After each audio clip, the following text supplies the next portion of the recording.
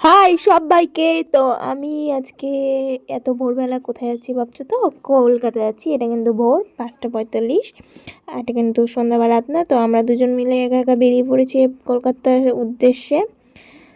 তো ফাইনালি চলে এসেছি, ক্যাব বুক করে নিয়েছি, আমরা আমাদের ডেস্টিনেশনে যাচ্ছি। তো ভাবতেই পারো আমরা হঠাৎ করে কেন কলকাতা আসলাম।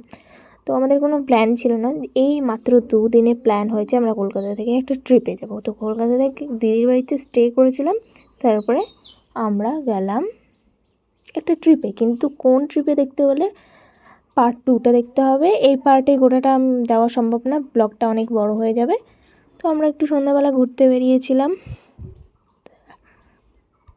সেটাই তোমাদেরকে দেখাচ্ছি। আর খুব একটা ব্লগ করা এখন হয় না, খুব বিজি থাকে আমি, সিজনে খুব চাপ থাকে, এই জন্য ব্লগ করা হয় না। আজকে ছিল এই আমার আউটলুক।